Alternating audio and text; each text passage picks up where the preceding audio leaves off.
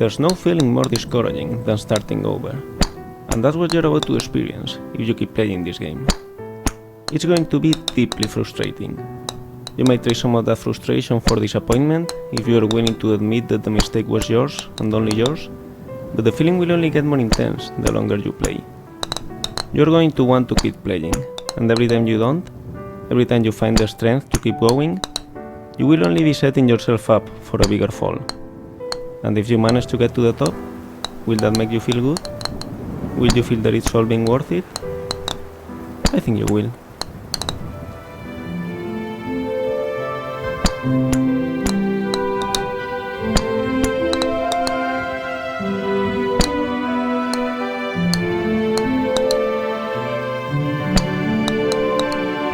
Feel free to stop playing whenever you want. Your progress will be saved automatically.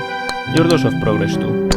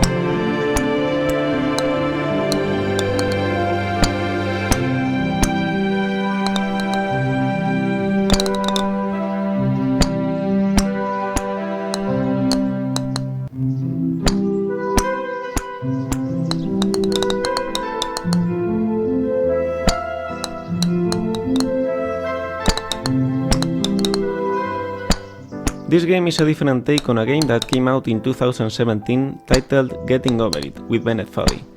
The author of that game, Bennett Foddy, was an Australian designer known at the time as the father of intentionally bad controls. Weird, unresponsive, and hard to understand, intentionally bad controls are bad in the sense that they are suboptimal for the task at hand, making a challenging and infuriating experience of what otherwise could well be a walk in the park. And yet, they often make for amusing games. In Getting Over It, your task is simply to climb up a mountain, good dragging yourself with a hammer while sitting inside a cauldron. No amount of forward progress is guaranteed, some cliffs are too sheer or too slippery, and the player is in constant danger of falling and losing everything. I watched a video of Bennett Foddy playing his own game, and it was interesting to see how erratically he approached his own challenges. He knew it was possible to overcome them, and he knew the movements he needed to execute. So he will make an attempt, but he will fail, without a clear reason why. So he will try again, exactly the same movements he attempted the first time. And he will repeat this process until, eventually, it actually worked, giving the impression that the challenge was more about perseverance and luck than precision.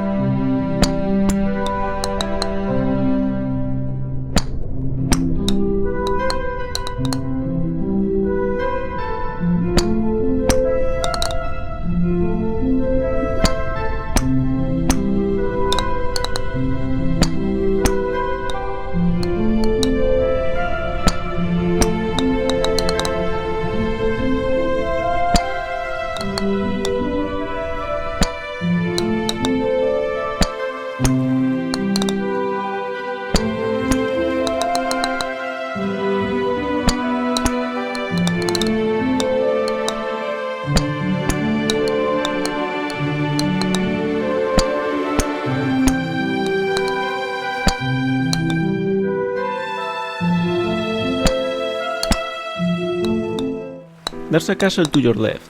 Inside it lives a girl. Her name is Albatross. She's watching you play, silently wishing for you to make it to the top.